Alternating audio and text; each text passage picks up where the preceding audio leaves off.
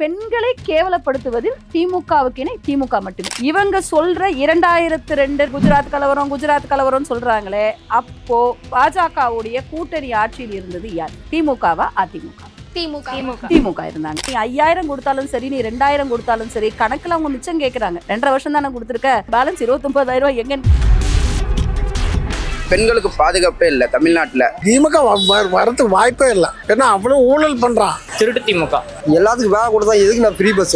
11 medical college கொண்டு வந்தாரு. எல்லாத்தையும் இப்ப இவங்க என்ன பண்ணுவாங்க, நாங்க தான் கொண்டு வந்தோம், நாங்க தான். இப்ப 7.5%க்கும் இங்க ஸ்டிக்கர் ஒட்டிக்கிறாங்க. இந்த 2% 3% ஆக்கி இதையும் நாங்க தான் கொண்டு வந்து ஸ்டிக்கர் ஒட்டிக்கிறாங்க. இதுதான் இவர்களுடைய ஒரு ஆதி திராவிட பிள்ளைகளுக்கு சோறு போட முடியல. நீ எல்லாம் என்ன ஆட்சி நடத்துற? விவசாயிகளுக்கு அந்த ஸ்கில் டெவலப்மெண்ட் எடுத்ததுக்கு சென்ட்ரல் கவர்மெண்ட் ஃபண்ட் கொடுக்குது, ப்ரோக்ராம் சென்ட்ரல் கவர்மெண்ட் கொடுக்குது. அது அத்தனையும் பண்ணி அந்த ஷூட் பண்ணாங்க பாத்தீங்களா, அதுக்கு 1.5 கோடி ரூபாய் பில்லு போட்டு அந்த பில்லை கிளைம் பண்ணிருக்காங்க.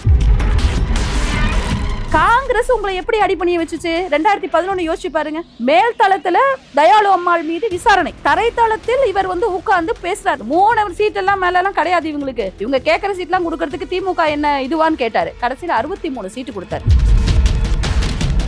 அம்மாவால் கை காட்டப்பட்டவர் OPS சொல்றாங்க. தப்பு. அம்மா முதல்ல எலெக்ஷன்ல நிக்கும் பொழுது அம்மா கொடுத்த கேண்டிடேட்ஸ்ல நின்னு ஜெயிச்சவர் தான் அண்ணன் எடப்பாடியார். அப்போ OPS ஜானகி அணியில இருந்தார்.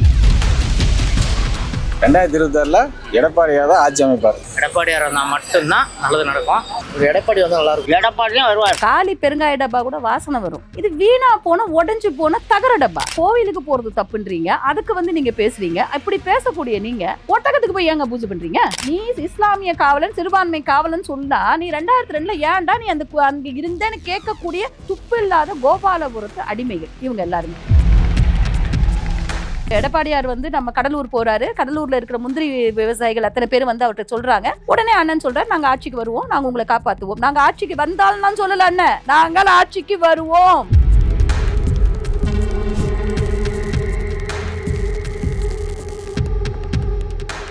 பேச தமிழா பேச நேயர்களுக்கு வணக்கம். இன்னைக்கு இந்த அரங்கத்துக்கு இன்னும் ஒரு எக்ஸ்ட்ரா ஸ்பெஷலை சேர்க்கறதுக்காகவும், இன்னைக்கு இருக்க சூழல்ல ஐயோ சாமி திமுக போதுண்டா, அதிமுக தான் வேணும், அதுவும் குறிப்பா எடப்பாடி அவர்கள் தான் எங்களுக்கு தலைவரா வேணும், நம்ம மக்களுடைய முதல்வரா வேணும் அப்படின்றத நிரூபிக்கிறதுக்காக நம்முடைய அரங்கத்துக்கு அதிமுகவின் சிறுபான்மையினர் நலப்பிரிவு துணை செயலாளர் திருமதி ஃபாத்திமா அலி அவர்கள் தான் வந்திருக்காங்க. அவங்க கூட தான் பேச போறோம். வணக்கம் மேம். வணக்கம். எப்படி இருக்கீங்க மேம்? நல்லா இருக்கேன். உங்களெல்லாம் பாக்குறதுக்கு இன்னும் ஃப்ரெஷ்ஷா இருக்குது. ஆக்சுவலா உங்ககிட்ட எனர்ஜி அப்படியே எங்களுக்கு நிறைய வருது. அதாவது எனர்ஜி வந்தாதான் திமுக ஓட விரட்ட முடியும். எனர்ஜி இல்லைன்னா திமுக விரட்ட முடியாது. ஏன்னா அவங்க எப்படின்னா தப்பெல்லாம் பண்ணிட்டு உட்கார்ந்துகிட்டு இருக்காங்க. நம்மள எதுவும் பண்ண முடியாதுன்னு நினைச்சு உட்கார்ந்துட்டு இருக்காங்க.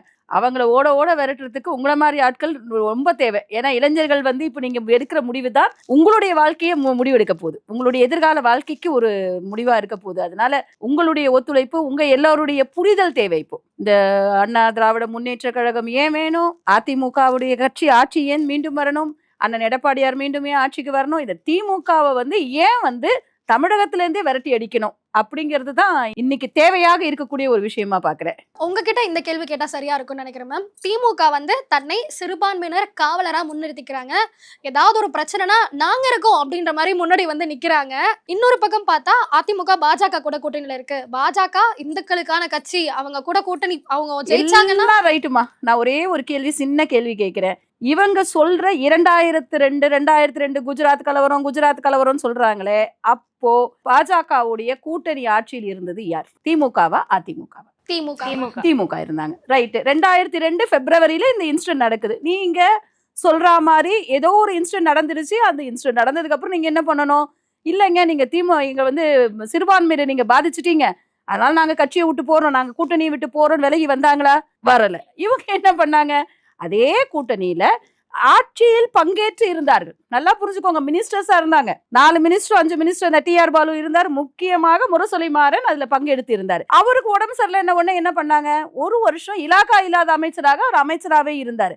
அவர் மறைவுக்கு பின்னர் தான் இவங்க கூட்டணியை விட்டு விலகி வராங்களே ஒழிய, இந்த மாதிரி சந்தர்ப்பவாத கூட்டணியை வச்சுக்கொண்டு ஆட்சியை பிடிச்சு அதன் மூலமா காசு பார்க்கணும்னு நினைக்கிறவங்க தான் திமுக. இவங்க எப்படி வெக்கங்கெட்டுத்தனமா இவங்க ஓப்பனா சொல்றாங்க, எல்லா ஸ்டேஜும் நாங்க தான் சிறுபான்மை காவலன். இதை நம்பக்கூடிய இஸ்லாமியர்களை பார்த்தாதான் எனக்கு வேதனையா இருக்கு. இது ஏன் இவங்க புரிஞ்சுக்க மாட்டேங்கிறாங்க? இதை நீங்க கொண்டு போய் மக்கள்கிட்ட நீங்க சொல்லுங்க. இது இளம் தலைமுறைக்கு இது நிறைய பேருக்கு புரியல. ஏன்னா இவங்க தேவைக்கு இவங்க அவங்களோட கூட்டணியில இருந்தாங்க. நீங்க அப்போ கருணாநிதி ஒரு பெரிய ஒரு வாசகம் வேற சொன்னாரு. அது உள்மாநில பிரச்சனை. குஜராத் கலவரம் என்பது உள்மாநில பிரச்சனை. அதுக்கு நம்ம ஒருத்தர்ட்டையும் போய் சொல்லணும். அது உள்மாநில பிரச்சனை தான். நம்மளுக்கு அதுக்கும் சம்பந்தம் இல்லைன்னு சொன்ன அதே வாயி இன்னைக்கு எப்படி எல்லாம் பேசுது. நாங்க அந்த குஜராத் கலவரத்தை வச்சே இன்னைக்கு ஓட்டு கேட்கறாங்க இங்க. அப்போ மக்களை, இஸ்லாமிய மக்களை எவ்வளவு கேவலமா நடத்திக்கிட்டு இருக்காங்கன்றது இஸ்லாமிய மக்களுக்கு புரிதல் இல்லாம இருக்காங்கன்ற வருத்தம் தான் எனக்கு இருக்குது. அப்போ அதிமுக இவங்களுக்கு எந்த துரோகமுமே எந்த காலகட்டத்திலயுமே செய்யல.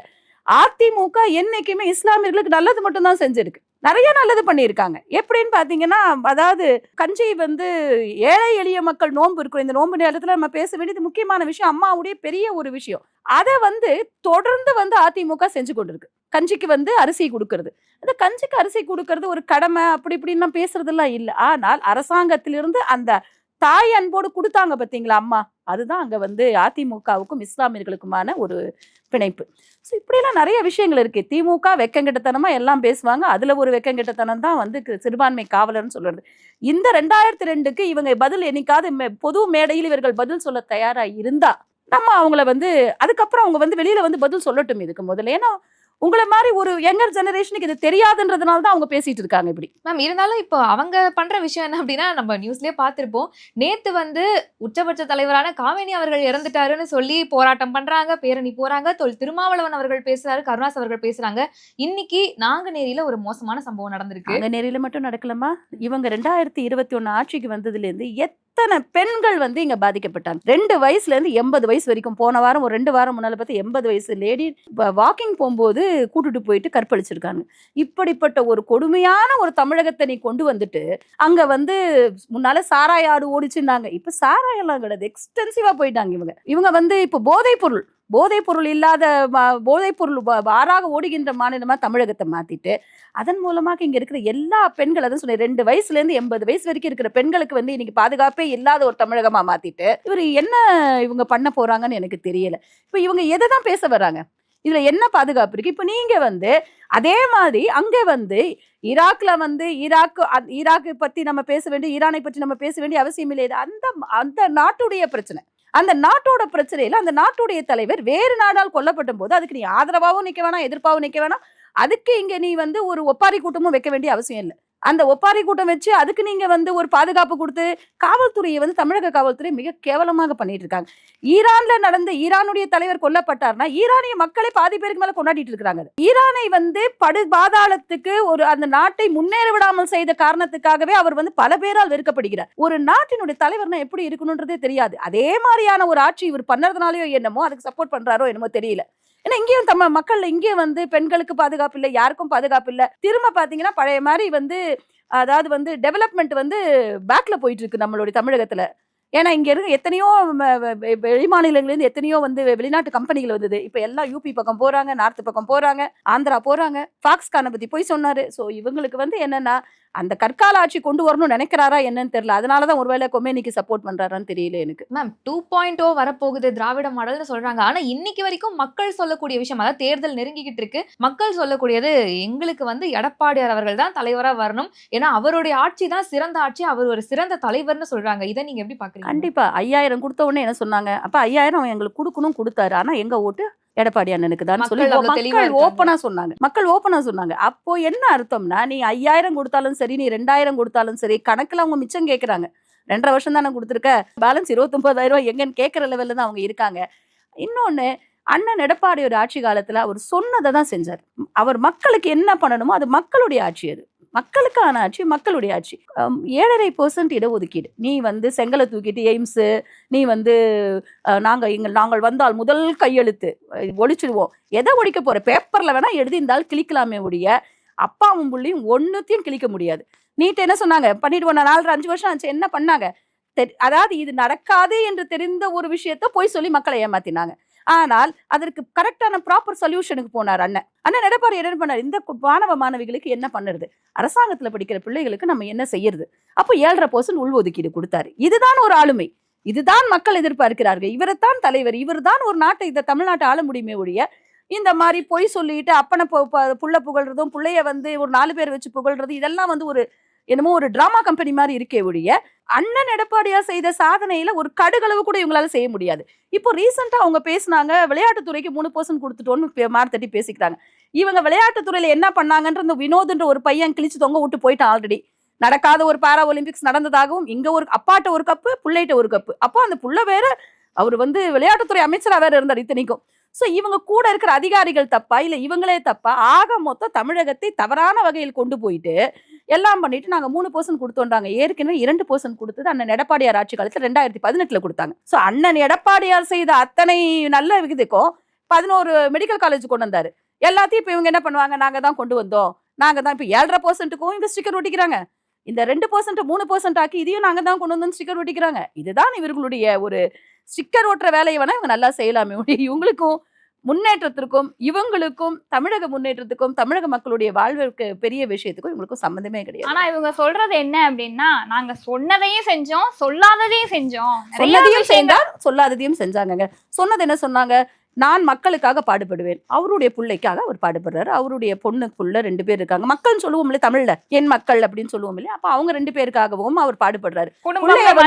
பிள்ளை ஆமா சொந்த மக்களை தான் அவர் நீங்க தப்பா புரிஞ்சுக்கிட்டீங்கன்னா அவரை என்ன பண்ணுவார் பாவம். சோ சொன்னது என்னன்னு கேட்டீங்கன்னா, என் மக்களுக்காக நான் பாடுபடுவேன்ட்டாரு. அவங்க மக்கள் யாரு, 2 பேர், ஒரு ஆம்பளை பிள்ளை ஒரு பொம்பளை பிள்ளை பெற்று வச்சிருக்காரு. சோ பையனுக்கு தமிழகத்திலே முதல்ல விளையாட்டுத்துறை அமைச்சராக்கினா, எம்எல்ஏ ஆக்கினார், விளையாட்டுத்துறை அமைச்சராக்கினார், துணை முதல்வர். 5 வருஷத்துல எவ்வளவு ஃபாஸ்டா கொஞ்சம் அந்த டெவலப்மெண்ட் யோசிச்சு பாருங்க. அடுத்தது பொண்ணுக்கு மிச்ச மீதி சொத்தெல்லாம் என்ன இருக்கோ, ஊர்ல எங்க என்னென்ன கார்பரேட் கம்பெனி இருக்கோ, என்னென்ன இருக்கோ அத்தனையிலையும் பங்கு அவங்களுக்கு. சோ அவங்க பாட்டு அவங்க போயிட்டு இருப்பாங்க. அவங்க மக்களை சொல்லாததையும் செய்தான்னு ஒரு வார்த்தை சொன்னீங்கல்ல, என்ன பண்ணாரு, மக்களுக்கு எந்த நல்லதையும் அவர் செய்யல.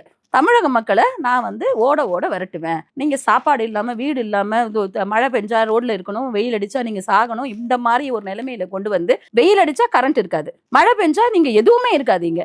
ஆனா ஒத்தொத்தனும் ஒரு நீங்க இதுல ரொம்ப பெரிய விஷயம் என்னன்னு கேட்டீங்கன்னா, நீங்க ஒரு மழை வெள்ளை பாதுகாப்பை பத்தி மேயர்கிட்ட கேட்டீங்கன்னா அங்கேருந்து மா சுப்பிரமணியம் பேசுவார், சுகாதாரத்துறை அமைச்சர் ஒரு பதில் சொல்லுவார். நீங்க ஒரு கேள்வி கேட்டா அவர் ஒரு பதில் சொல்லுவார். 90%, 80%, 82, 92 என்னென்னமோ சொல்லி கடைசியில மக்கள் குழிக்குள்ள போனதுதான் மிச்சம். வேளச்சேரியில ஒரு இடத்துல பெரிய பள்ளம் விழுந்து அங்க இருந்தது. அந்த விஷயமே வெளியில வராம இவங்க ஏன் மூடினாங்க? அந்த கம்பெனியை பத்தி பேச்சே வரலையே, அது உள்ள எத்தனை பேர் போனாங்கன்னு தெரியலையே. அப்போ இவர்களுக்கு சொல்லாததையும் என்ன செஞ்சாங்கன்னா, உங்களுக்கு தெரிய வேண்டிய விஷயம்லாம் இது தேவையில்லை, நாங்க சொல்றது மட்டும் நீங்க கேளுங்கள் சொல்லாமலும் செய்து தமிழக மக்களை ஓட ஓட விரட்டியிருக்காங்க. ஆனா அண்ணன் எடப்பாடியார் பாத்தீங்கன்னா, அது பொங்கல் தொகுப்பா இருந்தாலும் சரி, மக்களுக்கு அதாவது அம்மா வீட்டு சென்ற தாலிக்கு தங்கம், லேப்டாப்பு, சைக்கிள் திட்டம், இன்னும் எத்தனை இருக்கோ அத்தனை திட்டங்களையும் ப்ராப்பரா நிறைவேற்றினவர் அண்ணன் எடப்பாடியார். இன்னொன்னு, கொரோனா வந்தபோது தமிழகம் எப்படி இருந்து கொஞ்சம் யோசிச்சு பாருங்க. அதெல்லாம் என்னன்னு யாருக்குமே தெரியல. கொரோனானா என்னன்னு உலகத்துக்கே தெரியாம இருந்த ஒரு ஸ்டேஜ்ல இவங்க சொல்ற மாதிரி நாங்க அதை பண்ணணும். ஆனால் அண்ணன் எடப்பாடியார் அந்த 2.5 வருட காலகட்டத்தை கடத்தின ஒரு விஷயம் இருக்கு பாத்தீங்களா, மக்கள் பாதிக்கப்படாம எல்லாம் பண்ணினாரு. இன்னொன்னு, இன்னைக்கு எங்க பார்த்தாலும் போராட்டம், சுகாதாரத்துறையா போராட்டம், நர்ஸு போராட்டம், இது சத்துணவு அங்கன்வாடி ஊழியர்கள் போராட்டம், இப்படி எல்லாம் போராடி எப்பா நாங்க வேலை செஞ்சிருக்கோம் காசு கொடுன்னு கேட்டு இவங்க குடும்பத்தை போட்டு பண்ணாலே இவங்க கண்டுக்காம போயிட்டு இருக்கிறாங்க. ஆனால் அண்ணன் எடப்பாடியார் கொரோனா காலகட்டத்துல கூட அனைவருக்கும் சம்பளம் டான்னு போய் விழுந்துச்சு. எங்கிட்ட காசு இல்ல, மத்திய அரசாங்கம் கொடுக்கல, எதை கேட்டாலும் மேல இருக்கிறவன் பார்த்துப்பா, மேல இருக்கிறவன் பார்த்துப்பா, மத்திய அரசாங்கம் கொடுக்கல, இப்படி சொல்லாம என்ன பண்ணிட்டாங்க, தெளிவாக அண்ணனுடைய, அதனால்தான் அண்ணனுடைய ஆட்சி காலம் பொற்காலம்ன்றது 3 தடவை அவார்டு வாங்கினாருங்க. நீ ஒரு தடவை கூட இல்லை, நீ எம்பிக்குமே வாங்க முடியாது. ஏன்னா 2020 இவங்க காலி, இல்ல எந்த மாற்றமுமே இல்ல. 2.1 சொன்னீங்க, 2.1 கிடையாது, 1.0 இஸ் ஓவர். இப்ப 1 தூக்கிட்டாங்கன்னா வெறும் 0 ஆயிடுவாங்க. ஆனா நீங்க இப்படி சொல்றீங்க, இன்னைக்கு தமிழ்நாட்டுடைய கடன் அதிகமாயிருக்கு, 10 லட்சம் கோடி அதிகமாயிருக்கு. காரணம் கேட்டா என்ன சொல்றாங்க, நாங்க நிறைய திட்டங்கள் கொண்டு வந்திருக்கோங்க, மக்களுக்கு நிறைய விஷயங்கள் பண்ணியிருக்கோம், மகளிருக்கு 1000 ரூபாய் கொடுக்குறோம், இலவச பேருந்து கொடுக்குறோம், இந்த மாதிரி நிறைய விஷயங்கள் பண்றோம். அப்படின்றப்ப நாங்க மத்திய அரசு கிட்ட நிதி கேட்டிருந்தோம், அவங்க கொடுக்கல. அப்ப தமிழ்நாட்டினுடைய கடன் ஆட்டோமேட்டிக்கா ஏறதா செய்யும், அதுக்கான வட்டி நாங்க கட்டிட்டு இருக்கோம். ஃபினான்ஸ் மினிஸ்டர் காரி துப்பிட்டு போனாங்க இல்ல, நீங்க ஜிஎஸ்டி கொடுக்கல, நீங்க பேப்பர் தூக்கி போட்டாங்க, இவ்வளவு தூரம் உங்களுக்கு கொடுத்தாச்சு, இன்னும் என்ன கொடுக்கணும்னு கேட்டாங்களா இல்லையா? உடனே அதுக்கு பதில் சொல்லல. பதில் சொல்லாம இருந்துட்டு உடனே அதை திசை திருப்பதற்காக அந்த ஃபைனான்ஸ் மினிஸ்டரா இருந்த அவர் பழனிவேல் தியாகராஜனை தூக்கி மாத்தி விட்டுட்டு இவங்களுக்கு சாதகமான ஒருத்தரை கொண்டு போட்டுட்டாங்க. ஸோ இவங்க பொய்யை தவிர வேற எதுவும் சொல்ல மாட்டாங்க. ஆனா இப்போ இருக்கிற காலகட்டம் எப்படி இருக்குன்னா, இவங்க வாயிலேருந்து வார்த்தை வரத்துக்குள்ள அதனுடைய உண்மை வெளியில வந்துருது. சோ இவங்களால பதில் சொல்ல முடியல. உடனே அடுத்த விஷயத்துக்கு போறது. இப்படி திசை திருப்பிட்டு இருக்காங்க. 5 லட்சம் கோடியை வந்து 10 லட்சம் கோடி ஆக்கி இன்னைக்கு வச்சுட்டு ஒருத்தருடைய தலையிலையும் தமிழக மக்களுடைய தலையிலையும் கடனை ஏத்தி வச்சுட்டு இன்னைக்கு ஒண்ணுமே தெரியாத மாதிரி நாங்க 2.0க்கு போறோம். நீங்க உங்களை யார் விட்டாதானே நீங்க 2க்கெல்லாம் வர்றதுக்கு?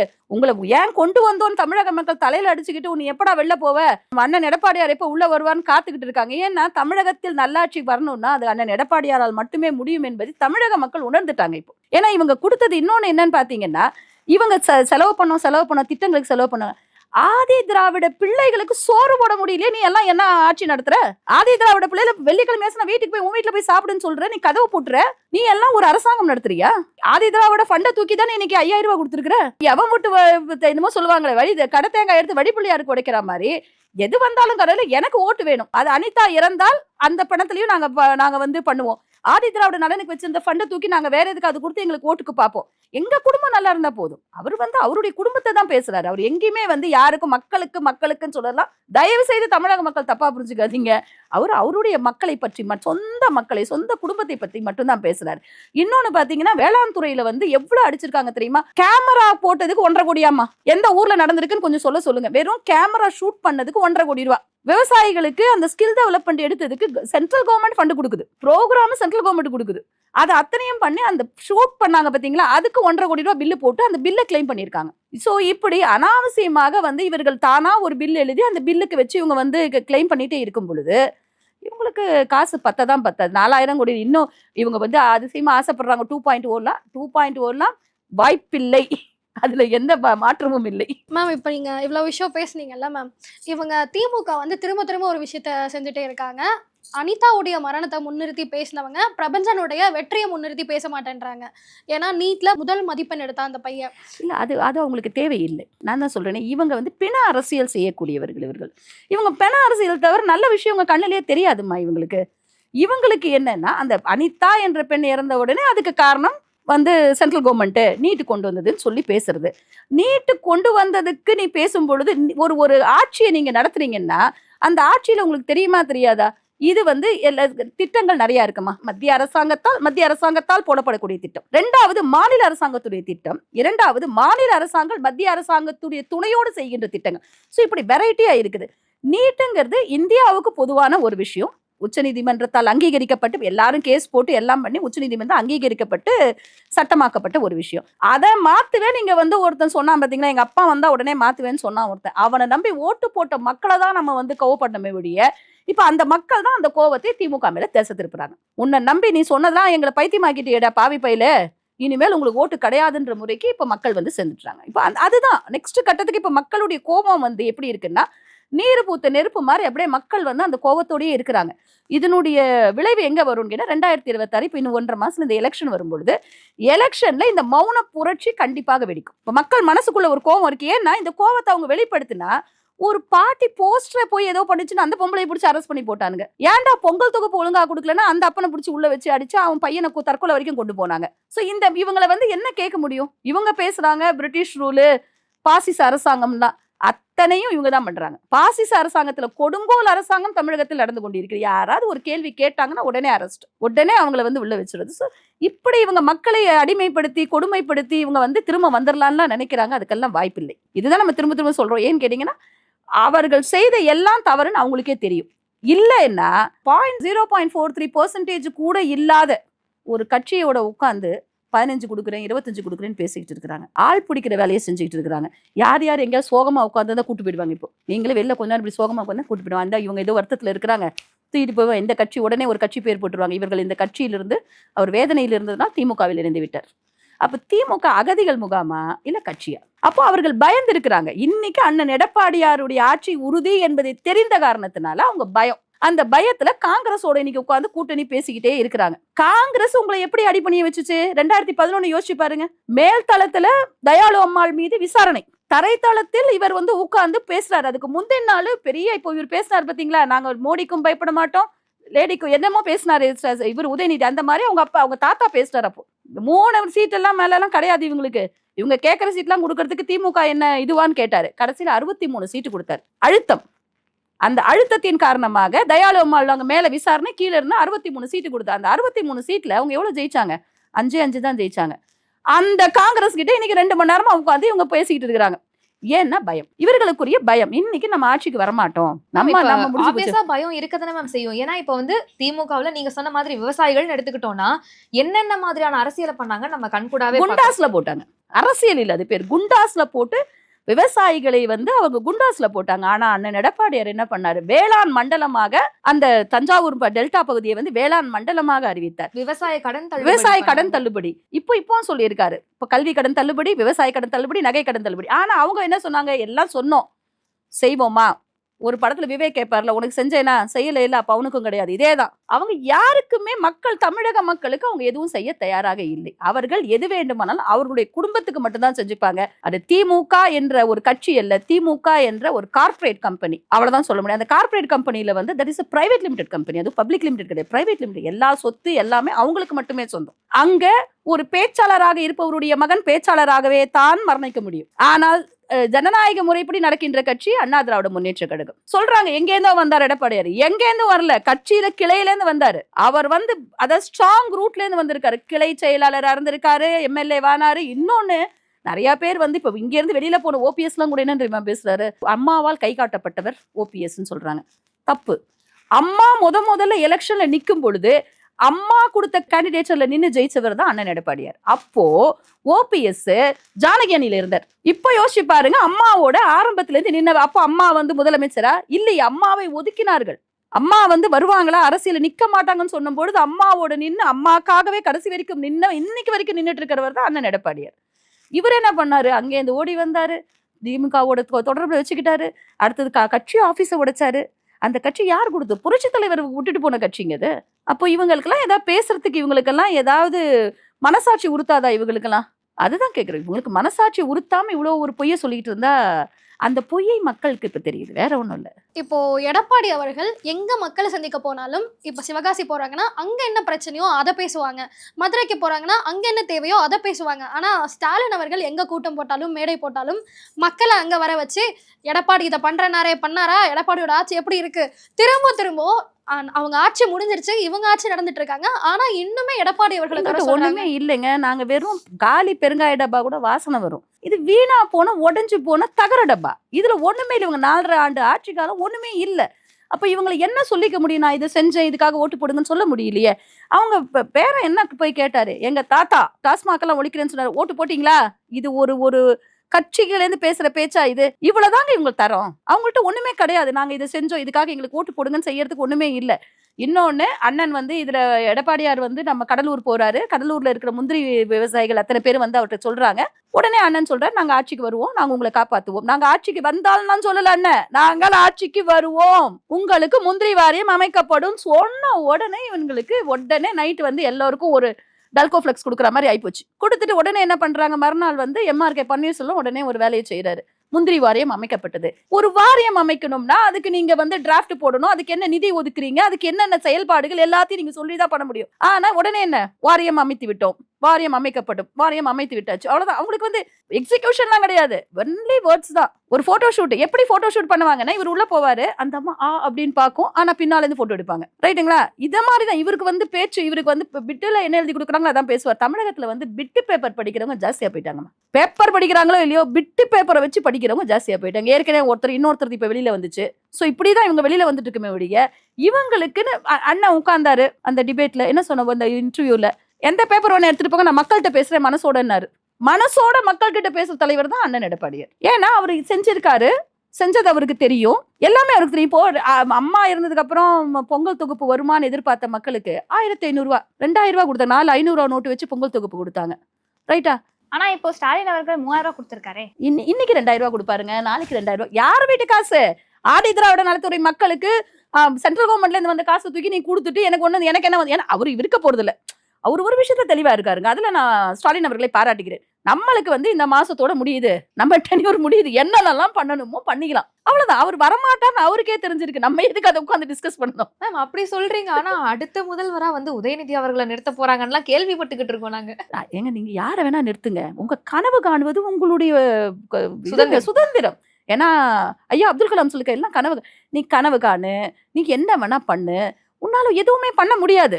நீங்க அதாவது நீங்க அடியேங்கிறதுக்கு பொண்டாட்டி இருந்தா தானே பிள்ளைக்கு பேர் வைப்பீங்க. இங்க நான் வரவே வராது, ஆட்சிக்கே வராதுன்ற அப்புறம் அப்பா முதலமைச்சரா புள்ள முதலமைச்சரா நீங்க எதுக்கு பேசுறீங்க? ஆனா கிடையாது. ஸ்டாலின் அவர்கள் பேசுறது என்னது, பிஜேபி ஒரு பூஜ்ஜியம், அதிமுக ஒரு பூஜ்ஜியம், 2 பூஜ்ஜியமும் சேர்ந்துச்சுன்னா பூஜ்ஜியம் தாங்க வரும். Dialogue எப்படிங்க வரும்? அதிமுக ஒரு பூஜ்ஜியம், பிஜேபி ஒரு பூஜ்ஜியம், மக்கள் ஒண்ணு என்ற நம்பிக்கையில் மக்கள் முன்னால் நிற்கிறார்கள். அந்த நம்பிக்கையின் காரணமாக 234 தொகுதியில் அறுதி பெரும்பான்மை பெற்று அதிமுக ஆட்சி ஆனா அமைக்கும். மக்கள் வந்து இப்ப எல்லாருமே வந்து விழிப்புணர்வா தான் இருக்காங்க. எடப்பாடி பழனிசாமி அவர்கள் தான் சிறந்த தலைவர் அப்படின்றதுலயும் குறிக்கோளா இருக்காங்க. இல்ல அவர் ப்ரூவ் பண்ணிட்டாருங்க. 4.5 ஆண்டு கால ஆட்சியில அவர் ஆட்சிக்கு வராரு. கட்சியில பிரச்சனை, தலைமை இல்லாம கட்சிக்குள்ள பிரச்சனை, கட்சியில யார் தலைவர்ன்ற பிரச்சனை, ஒரு பக்கம் ரெட்டை இலை முடக்கப்படுது, உள்ளுக்குள்ளேயே எல்லா விதமான எத்தனை பிரச்சனை வந்தது கட்சிக்குள்ள நீங்க பாத்தீங்க. அடுத்தது ஆட்சியில் பிரச்சனை, ஆட்சியில வந்து இவர் என்ன பண்ணணும், கொரோனா வந்தது, அடுத்தது பிரச்சனை, இப்படி எல்லா விதமான பிரச்சனைகளை 4.5 ஆண்டு காலம் அவர் வந்து ரொம்ப அழகா ஹேண்டில் பண்ணிட்டு அவருடைய 4.5 ஆண்டு கால ஆட்சியில யாருக்காவது எங்கேயாவது கரண்ட் கட்டு வந்து போராட்டம் நடத்தினாங்கன்னு ஒரு போராட்டத்தை காமிக்க சொல்லுங்க. இல்லை. ஆனா ஐயா நம்ம தம்பி வந்து செந்தில் பாலாஜி அண்ணன் வந்தாரு, வரும்பொழுதே சொல்லிட்டாரு அணில் செத்து போச்சு, ரைட்டுங்களா? அவங்க ப்ரீபிளான்டா வர்றாங்க ஒரு காரணத்தோ, அதாவது கேள்வி எழுதினால் பதில் எழுதலாம், இவங்க பதில் எழுதி வச்சுட்டு கேள்வி கேட்பாங்க. சோ அப்ப இவங்களை எதுவுமே பண்ண முடியாது, இவர்களுக்கு ஒண்ணுமே கிடையாதுன்றது இவங்களுக்கு தெரிஞ்சு போச்சு. இப்ப ஏன் திமுக ஆட்சியில இவ்வளவு மின்வெட்டு ஏற்படுது அப்படின்னா கரண்ட் பில் விலையெல்லாம் ஏத்திட்டாங்கல்ல மேம், அதனால கரண்ட் இல்லாம இருந்தா கரண்ட் பில் கூட வராதுல. என்ன ஒரு சிந்தனை இவருக்கு வந்து, நம்ம வேற எப்படி சொல்றது இதெல்லாம்? ஏன்னா 5000 ரூபாய் போன வாரம் போட்டாரு, 5000 ரூபாய் போடும் பொழுது அவர் ப்ரீ பிளானா இன்னொரு வேலை செஞ்சுட்டாரு, இன்க்ரீஸ் த எலக்ட்ரிசிட்டி பில். மக்கள் கிட்ட வந்து அந்த காசு போயிடக்கூடாது, கொடுக்குற மாதிரி கொடுத்து புடுங்கிடுவோம், ரைட்டுங்களா? இது நேரம் எங்க போகும், அவங்க வீட்டு கஜானாக்கு தான் போகணுமே தவிர அப்பதானே அவங்க வந்து வெளியில பீரோ வாங்கி வைக்க முடியும். மக்களை வந்து நீங்க ஓட ஓட விரட்டினாதான் உங்க வீட்டுல வெளியில பீரோ வாங்கி வைக்க முடியும். இந்த குடும்பத்தை பத்தியோ இல்ல அதவங்களை பத்தி பேசினா என்ன வேணா பேசலாங்க, பேசுறதுக்கு. அதாவது சொல்லுவாங்க பாத்தீங்களா, இவனை திட்டத்துக்கு மனசே இல்லைன்னு, நீங்க நோன்பு நேரத்துல திட்ட விருப்பப்படல, அப்படி இருந்தே நம்ம இப்படி பேசுறோம்னா திட்டத்துல எவ்வளவு திட்டலாம் யோசிச்சு பாருங்க. நீங்க எல்லாம் தப்புன்றீங்க, கோவிலுக்கு போறது தப்புன்றீங்க, அதுக்கு வந்து நீங்க பேசுறீங்க. இப்படி பேசக்கூடிய நீங்க ஒட்டகத்துக்கு போய் ஏங்க பூஜை பண்றீங்க? இது யார் சொன்னது உங்களுக்கு? அரபுல இருந்து ஏதாவது ஜோசிக்காரங்க எங்க வந்து சொல்லியிருக்காங்களா, இல்ல சைனால இருந்து ஜோசிக்காரங்க சொல்லியிருக்காங்களா? எனக்கு தெரியலையே. எனக்கு பசு மாட்டுக்கு பூஜை பண்றது தப்புன்னு சொல்லி அதுக்கு போராட்டம் பண்ணக்கூடிய இவங்க பொண்டாட்டி விட்டு எதுக்கு நீங்க ஒத்தகத்துக்கு எதுக்குங்க பூஜை பண்றீங்க? அவங்க இந்த கடவுள் மட்டும் தான் இல்லைன்றாங்க மேம், இஸ்லாமிய கடவுளும் கிறிஸ்தவ கடவுளும் இருக்கு மேம் அவங்களுக்கு. இது நீங்கெல்லாம் புரிஞ்சுக்கணும். இப்போ இதுதான் நாங்க சொல்றோம், நீங்கெல்லாம் புரிஞ்சுக்கோங்க. நாங்க வந்து ஒரே ஒரு விஷயம்தான், நாங்கள் தெளிவாக இருக்கிறோம். ஏதாவது என்னன்னு கேட்டீங்கன்னா, இஸ்லாமியர்கள்ட்ட போயிட்டு இவங்க யாரும் போயிட்டு இவங்க இந்த கடவுள் இல்லைன்னு சொன்னாங்கன்னா அங்க என்ன நடக்கும்னு இவங்களுக்கு தெரியும், ரைட்டுங்களா? அதனால அவங்க அதை பத்தி பேச மாட்டாங்க. ஆனால் இந்துக்களை குறிவைத்து தாக்கி கொண்டிருக்கிறார்கள் என்றால் அதற்கு காரணம் இவ்வளவுதான். இவங்க எதை சொன்னாலும் கேட்டுட்டு இருப்பாங்க, அமைதியா இருப்பாங்க. இவங்க வந்து அதுக்கு வந்து எதிர்குரல் எழுப்ப மாட்டார்கள் என்ற ஒரு நம்பிக்கையில் செய்து கொண்டிருக்கிறார்கள். இப்போ இவ்வளோ ஒரு கேவலமான ஒரு விஷயத்த நீங்க வந்து நான் என்ன சொல்றேன், உங்களுடைய நம்பிக்கை எப்படி உங்களுக்கு முக்கியமாக இருக்கிறதோ அடுத்தவரோட நம்பிக்கையில நீங்க கை வைக்கிறீங்க. திருப்பரங்குன்றத்துல இவங்க வந்து அன்னைக்கு ஒரு விளக்கு ஒரு 10 நிமிஷத்துக்கு ஏத்த ஊட்டிருந்தா இன்னைக்கு இவ்வளவு பெரிய பிரச்சனை இருக்கா? நான் திரும்ப இந்த கேள்வியை தான் நான் எல்லாத்துலயும் கேட்கிறேன். ஒரு வக்போர்டு என்பது இஸ்லாமியர்களுக்கான சப்போர்ட் பண்ணக்கூடிய ஒரு சூப்பர்விஷன் அமைப்பு தான், அதுக்கு ஒரு பவரம் கிடையாது, சூப்பர்விஷன் அமைப்பு தான். அந்த அமைப்பு ஒரு இஸ்லாமியருக்கு எதிராக செயல்பட்டால் ஒரு இஸ்லாமியர் சும்மா இருப்பாரா? மாட்டாரு. ஆனா ஒரு ஆளு அவரு ஏதோ ஒரு கோர்ட்டுக்கு போய் இவங்க எல்லாம் பண்ண மாட்டாங்கன்னு தெரிஞ்சு கோர்ட்டுக்கு போய் ஒரு அப்ரூவல் வாங்கி விளக்கேத்த போறேன்னு சொன்னாரு. 10 பேர் மேல போங்கன்னாங்க. அந்த 10 பேர்ல ஒரு ஆளா சேகர் பாபு அறநிலையத்துறை அமைச்சரை போய் ஏத்திருக்கலாமே. அப்புறம் இங்கே இருந்து கிளம்பி நீங்க கேரளாக்கு போறீங்க இருமுடி கட்டிக்கிட்டு. அப்போ நீங்க உங்களுக்கு வந்து என்னன்னா இங்கே குழப்பம் உண்டாகணும், உங்க குடும்பம் நல்லா இருக்கணும், மக்கள் நல்லா இருக்க கூடாது. தமிழக மக்கள் சண்டை போட்டுக்கிட்டு உட்கார்ந்துட்டு இருக்கணும். அங்க கேட்டா அங்க உடனே இவங்க வந்துருவாங்க, நாங்கள் சிறுபான்மை காவலர்கள். உங்க சிறுபான்மை காவல் தான் கிழிஞ்சு 2002 கிழிஞ்சு தொங்க விட்டுருச்சே, அதை நீங்க மக்கள்கிட்ட கொண்டு போக மாட்டேங்கிறீங்களா? அதை பேசக்கூட துப்பு இல்லாத இஸ்லாமிய தலைவர் தானே அவங்க கூட இருக்கிறாங்க. அப்போ அவங்களும் இஸ்லாமியர்கள் இல்ல, ஓப்பனா சொல்லலாம். நீ இஸ்லாமிய காவலன் சிறுபான்மை காவலன் சொன்னா நீ 2002 ஏன்டா நீ அங்க இருந்தேன்னு கேட்கக்கூடிய துப்பு இல்லாத கோபாலபுரத்து அடிமைகள் இவங்க எல்லாருமே. கொத்தடிமைகள் மேம், கோபாலபுரத்து கொத்தடிமைகள், நல்ல டைட்டில் வச்சுக்கலாம். மேம் இப்போ நீங்களே சொல்லிட்டீங்க அவங்களுக்கு வந்து சொல்றதுக்கு வந்து எந்த விஷயமும் இல்லைன்னு. சோ என்ன பண்றாங்கன்னா நம்மளே ஒரு பிரச்சனையை உருவாக்குவோம், நம்மளே அதை சால்வ் பண்ற மாதிரி பண்ணுவோம். இப்ப எனக்கு ஒரு விஷயம் தோணுது, உதயநிதி அவர்கள் இல்ல, இதுக்கப்புறம் இன்பநிதி அவர்களே வந்து முதலமைச்சர் கேண்டிடேட்டா நின்னாலும் எடப்பாடியார் பண்ணாரு இல்லையா அப்படின்ற மாதிரி அதை சொல்லி மட்டும்தான் இவங்க ஓட்டு வாங்குவாங்களா சொல்றாங்க இல்லைங்க. இப்பவே நீங்க அவ்வளவு தூரம் போறீங்க. இது வந்து உதயநிதியே முதல்வர் கிடையாதுன்னு சொல்லிட்டோம், நீங்க இன்பநிதி வரைக்கும் போகாதீங்க, அந்த மாதிரி தவறெல்லாம் நடக்க போறது தமிழகத்துல இனிமேல். ஆனாலும் இதுல இன்னொரு விஷயம் என்னன்னு கேட்டீங்கன்னா, நம்ம இப்ப சொன்னீங்க பாத்தீங்களா, உதயநிதி ஸ்டாலின் அவர்களுடைய விஷயத்தை நம்ம பத்தி பேசும் பொழுது, உதயநிதி ஸ்டாலின் அவர்கள் எதனால வந்து இப்ப வந்து அமைச்சர் ஆனாருங்கிறது ஜஸ்ட் பிகாஸ் ஸ்டாலின் அவர்களுடைய பையன். ஸ்டாலின் அவர்களுடைய பையன், அவங்க அப்பா. அதனால அவங்க அப்பா அவங்க பிள்ளை கொடுக்குறாரு. அப்பப்பா இந்த அப்பா புடிச்சுக்கோப்பான்னு கையில கொடுத்துட்டாரு. எல்லாம் அப்படியே வளர்த்து விட்டுட்டாரு. அங்க இவரு காட்பாடியார் கேட்கிறாரு இல்லையா, நான் ஏன் வந்து துணை முதல்வர் வரக்கூடாதுன்னு கேட்ட உடனே என்னாச்சு, உள்ளுக்குள்ள ஒரு பிரஷர் போச்சு, உடனே உடம்பு சரியில்லாம போய் படுத்துட்டாரு. இவ்வளவுதான் இவர்களுடைய விஷயம். இவங்க வெளிப்படையா நாங்க இதை செஞ்சோம், இதுக்கு எங்களுக்கு ஓட்டு போடுங்கன்னு கேட்கறதுக்கு இவங்களுக்கு ஒண்ணுமே கிடையாது. இன்னொன்னு, அவர் கேட்டது உதயநிதி ஸ்டாலின் ஒரு இடத்துல சொல்றாரு, எம்ஜிஆர் புரட்சி தலைவருக்கு பிறகு என் அப்பாக்கு தான் கூட்டம் வருது. ஏண்டா உங்க தாத்தா எங்கடா போனாரு? ஐயோ அதை மறந்துட்டேனே. நீங்க உங்க கட்சி, உங்க அப்பா உங்க தாத்தா வந்து அந்த கட்சிக்கு தலைவரா இருந்திருக்காரு. அவரா எங்க தாத்தாருக்கு அப்புறம் ஐயா கருணாநிதிக்கு அப்புறம் எங்க அப்பா ஸ்டாலினுக்கு தான் நீ சொல்லலையே. நீ ஏன் புரட்சி தலைவரை இழுக்கிற? புரட்சி தலைவர் தான் தமிழகத்திலுடைய ஆட்சி தலைவர். எப்பவுமே புரட்சி தலைவருடைய கட்சி அதிமுக தான் தமிழக மக்களுக்கு நன்மை பண்ணும் அப்படிங்கிறது மக்கள் மனசுல நல்ல ஆழமா பதிஞ்சிருக்கு. அதை விட அதையெல்லாம் மீட்டெடுத்து கொடுத்து அதிமுகவை நிலைநிறுத்திய அண்ணன் எடப்பாடியார் தான் சிறந்த ஆளுமை மிக்க முதல்வர் என்பதை மக்கள் புரிந்து கொண்டு விட்டார்கள். அப்புறம் நம்ம சின்னவர் இருக்கார்ல மேம், சின்னவரா தெரியும். சின்னவர் அப்படின்னாலே ஒரே ஒருத்தர் தான். இவரெல்லாம் சின்னவர்னு சொன்னாலும் அசிங்கம். சின்னவர்னு சொன்னா அதை வந்து புரட்சி தலைவரை மட்டும் தான் சொல்லுவார்கள். அந்த புகழுக்கு இவர் அதாவது பேசுறது கூட தகுதி இல்லாதவங்க இவங்க. அதனால சின்னவர்னு சொல்லாதீங்க, பேரே சொல்லுங்க. சரி மேம். நம்ம உதயநிதி ஸ்டாலின் அவர்கள் இருக்கார்ல மேம், மதுரையில வந்து பிரச்சாரத்துக்கு போகும்போது ஒரு செங்கலை தூக்கி எய்ம்ஸ் எங்கங்க என்ன ஆச்சு அப்படின்னு கேட்டாரு. தேடிட்டு இருக்கோங்க உதயநிதி ஸ்டாலின். ஏன்னு கேட்டீங்கன்னா, அந்த ஒரு செங்கல் மட்டும் போர்த்திட்டோம்னா எய்ம்ஸ் முடிஞ்சிருங்க வேலை. அதான் மதுரை தேடிட்டு போயிட்டாங்க. திருட்டு பழக்கம் உள்ளவங்க இவங்க. ஓ, அந்த செங்கலை எடுத்துட்டு போயிட்டாரா? அந்த செங்கல் எடுத்துட்டு போனவங்க தான் வேலை முடியல. எங்கேயாவது ஒரு அறிவு இருக்கிறவன் வேலை செய்வானா? இந்த வேலையை யாராவது ஒருத்தங்க செய்வாங்க. செங்கலை தூக்கி காமிச்சிங்க, முதல் கையெழுத்து நீட்டு ஒழிப்பு. ரெண்டாவது அந்த அக்கா, ஒருத்த அக்கா, அவங்க வீட்டுல ஒரு அக்கா இருக்காங்க, கனிமொழி அக்கான்னு ஒரு அக்கா இருக்காங்க. அவங்க சொன்னது, ஹத்ராஸ்ல பெண்கள் பாதிக்கப்படுகிறார்கள், உத்தரப்பிரதேசல பெண்கள் பாதிக்கப்படுகிறார். இங்க பாதிக்கப்பட தெரியலையாமா உனக்கு? இங்க எல்லாம் பொம்பளைங்க இல்லையா? இங்க பெண்களை வந்து கொத்து கொத்தா வந்து இவங்க வந்து என்னென்ன வேலை செஞ்சாங்க அதெல்லாம் உங்களுக்கு தெரியலையா? அதற்கு உங்களுக்கு குரல் வரவே இல்லையே, ஏன் வரல?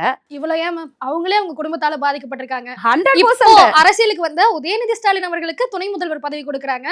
காலங்காலமா அரசியல் இருக்க கனிமொழி அக்கா கொடுக்கல. காலங்காலமாக அரசியல் இருப்பது மட்டும் இல்ல, கருணாநிதி அவர்களால் வளர்க்கப்பட்ட, எப்படி ஸ்டாலின் அவர்கள் கருணாநிதி அவர்கள். ஆனா ஒரு விஷயம் நீங்க நல்லா கவனிச்சீங்கன்னா, சமூக நீதி நாங்க காக்குறோம்னு சொல்லக்கூடிய அந்த குடும்பம் தான் அழகிரியை வந்து ஒதுக்கியது அவருடைய மனைவி அவரை மணந்த காரணத்தினால். நல்லா புரிஞ்சுக்கோங்க, இவங்க சமூக நீதி காவலர்கள். இவங்க எல்லாம் வெளியில வந்து தைரியமா பேச சொல்லுங்க. ஏதாவது இவங்க பேசுற அத்தனை பொய்யும் இங்க வந்து தமிழக மக்கள் பார்த்துட்டு சும்மா எல்லாம் இல்ல. அவர்கள் வேறு இனத்தை சேர்ந்தவர் என்ற காரணத்தினால்தான் அந்த குடும்பமே அவங்களை ஒதுக்கி வச்சிருக்கு. அதே மாதிரி கனிமொழி அவர்களை இவர்கள் சுத்தமா ஒதுக்கி அவர்களுக்கு வந்து அந்த அது ஒரு பெண் அரசியல்வாதி என்ற அந்தஸ்து கூட கொடுக்காத இவங்க, அந்த பெண் தலைவராக அவரை ஏற்றுக்கொள்ள முடியாத இவங்க வந்து தமிழக பெண்களை காப்பாத்த போறாங்களாம், தமிழக மக்களை காப்பாத்த போறாங்களாம், சமூக நீதியை காப்பாத்த போறாங்களாம். நீங்க செஞ்ச சமூக நீதியெல்லாம் உங்க குடும்பத்திலேயே படிக்கல. ரெண்டாவது, வேங்கை வயல் விஷயத்துல கருணாநிதி அவர் இருந்தால் கூட ஏதாவது செய்திருப்பாரோ, நல்லது செய்திருப்பாரோ மக்களுக்கு என்று எண்ணக்கூடிய அளவிற்கு கொடூரமாக ஸ்டாலின் அவர்கள் நடந்து கொண்டிருக்கிறார். அந்த ஒரு தொட்டியை வந்து உடைஞ்சு போகுது. அது விஷயம் வந்து பேசக்கூடாத விஷயம். ஆனா ஒரு தமிழ்நாட்டினுடைய முதல்வராக இவர் என்ன பண்ணிருக்கணும்? இன்னும் மிச்ச மீதி ஒரு தொட்டி இருக்குப்பா, அதுல இருந்து தான்ப்பா எல்லா மக்களுக்கும் தண்ணி கொடுக்குறேன்னு சொல்லி இருந்தா அவர் தலைவர் சொல்லலையே. இன்னொரு தொட்டி கட்டினாங்க இவங்க. எதுக்கு? அப்போ 2025ல இப்போ 2000 வருடங்கள்ல நீங்க இன்னும் வந்து அந்த கற்கால முறைப்படி இந்த ஒத்த குவளை அது இதுன்னு சொல்லிட்டு நீங்க இது பெரியார் மண்ணு, அந்த மண்ணு, இந்த மண்ணு, நாங்க தான் வந்து எல்லாத்தையும் மாத்த வந்திருக்கோம்னு சொல்லுறது எங்கேயாவது ஏற்புடையதா இருக்கா? கொஞ்சம் யோசிச்சு பாருங்க. இவ்ளோ விஷயத்தையும் பண்ணிட்டு தமிழ்நாட்டை தலைகுனிய விட மாட்டோம் அப்படின்னு திமுக இருக்கவங்க எல்லாம் சொல்லி, இனிமேல் தலைகுனி வருமா? ஏற்கனவே தலை குனிந்து விட்டது. ஏற்கனவே அசிங்கப்படுத்தியாச்சு. இந்தியா முன்னிலையில வந்து தமிழகத்தை அசிங்கப்படுத்தியாச்சு. எதுக்கு? ஜாஃபர் சாதிக்ன்ற இந்த ட்ரக் மாஃபியாவை கொண்டு வந்து உலக அளவில், இந்திய அளவில் மட்டுமில்ல உலக அளவில் தமிழகத்தை தலைகுனிய வைத்தாகிவிட்டது. ரெண்டாவது, திமுகவை சேர்ந்தவர் அவர் என்ற காரணத்தினால் இது பண்ணுது. இன்னைக்கு ஒரு விஷயம் பாத்தீங்கன்னா, இண்டிகோ பிளைட்ல திமுக கவுன்சிலர் ஒருத்தர் வந்து பெண்ணிடம் தவறாக நடந்திருக்கிறார். சோ இது இவங்களுக்கு வந்து என்னன்னா, அவங்க மேக்கே அப்படிதான். நீங்க திமுக காரங்க அப்படின்னு சொன்னாலே அவங்க பெண்களை எப்படி பார்த்துப்பாங்கன்னு எல்லாருக்கும் இவங்க சொல்ல வேண்டிய அவசியமே இல்லை. ஏன்னா ஒரு ஃபிளைட்ல எப்படி போகணும்னு தெரியல, இங்க இருக்கிற பெண்கள்கிட்ட எப்படி நடந்துக்கணும்னு தெரியல, பெண்களை எப்படி பாதுகாக்கணும்னு தெரியாது. அது அவங்க குடும்பத்து பெண்ணாக இருந்தாலும் சரி, பிற குடும்பத்து பெண்ணா இருந்தாலும் சரி. நீங்க 1000 ரூபாய் கொடுக்குறேன்னு சொன்னீங்கல்ல, அந்த 1000 ரூபாய் கொடுக்குறேன்னு சொன்னதுக்கு அப்புறம் எதுக்கு நீங்க அதை கிளாரிபிகேஷன் கொண்டு வந்தீங்க? ஏன் இவங்க வந்து பிரிக்கப்படுகிறது, இவர்களுக்கு இல்லத்தரசிகளில் நீங்க வரிசைப்படுத்தினீங்களா? அதுக்கு ஒரு கமிஷன் போட்டு வருது. சோ பெண்களை கேவலப்படுத்துவதில் திமுகவுக்கு இணை திமுக மட்டுமே. மேம் ஏற்கனவே வந்து நிறைய நாங்க யோசிச்சிட்டோம். அதிமுக காலத்துல எடப்பாடியார் அவர்கள் ஆட்சியில இருந்தப்போ நாங்கெல்லாம் எப்படி, அதுவும் நாங்களாம் ஸ்டூடெண்ட்ஸா இருந்த டைம் அது. ஸோ எப்படியெல்லாம் ஜாலியா இருந்தோம் அப்படின்னு யோசிச்சுட்டு இன்னைக்கு இப்படி ஒரு ஆட்சியில இருக்கோமா அப்படின்ற பதட்டம் இருக்கு. ஸோ சீக்கிரமே தேர்தல் வருது, நல்ல மாற்றம் நடக்கும் அப்படிங்கறத எடுத்து சொல்ற மாதிரி நீங்களுமே நிறைய விஷயத்தை எங்களுக்கு ரீகால் பண்ணிருக்கீங்க. முக்கியமா இந்த ஒரு நோன்பு நேரத்துல நீங்க உணவு சாப்பிடாம இருந்தாலுமே எங்களுக்காக வந்து இவ்வளவு விஷயங்களை பகிர்ந்துக்கிட்டு இவ்வளவு ஸ்ட்ராங்கா பேசி எங்க எல்லாருக்கும் ஒரு புத்துணர்ச்சியை கொடுத்துருக்கீங்க. உண்மையை வந்து உடைச்சு சொல்ல வேண்டிய காலகட்டத்துல இருக்கும். புரியாத மக்களுக்கு நம்ம வந்து அந்த உண்மையை புரிய வைக்க வேண்டிய காலகட்டத்துல இருக்கும். இவங்க சொல்ற பொய்யெல்லாம் காணாம போய் கண்டிப்பாக 2026ல நம்ம வந்து இன்னும் 2 மாசத்துல உண்மையாகவே மனசு விட்டு தமிழக மக்கள் சிரித்து நன்றாக வாழ வைக்கக்கூடிய ஒரு நிலைமையில வந்து அதிமுக ஆட்சி அமையும். கண்டிப்பா மேம். ரமலான் நோன்பு அன்னைக்கு இந்த வார்த்தையை நீங்க சொல்லிருக்கீங்க. சீக்கிரமே இது நடக்கணும் நாங்க எல்லாருமே கேட்டுக்கிறோம். வந்து கலந்துக்கிட்டு இவ்வளவு விஷயங்களை பேசினதுக்கு ரொம்ப நன்றி மேம். உலக தமிழ் சொந்தங்களுக்கு வணக்கம். நான் ராஜவேல் நாகராஜன். பேசு தமிழா பேசு வலையொலியுடைய வளர்ச்சிக்கு நீங்களும் உறுதுணையாக இருக்கணும்னு நினச்சிங்கன்னா இந்த வீடியோடைய டிஸ்கிரிப்ஷனில் இருக்கக்கூடிய ரேசர் பே லிங்கை கிளிக் பண்ணுங்கள். அந்த லிங்க்கில் போயிட்டு உங்களுக்கு விருப்பமான தொகையை பேசு தமிழா பேசுவனுடைய வளர்ச்சிக்கு உங்களுடைய பங்களிப்பாக நீங்கள் கொடுக்கலாம். நன்றி, வணக்கம்.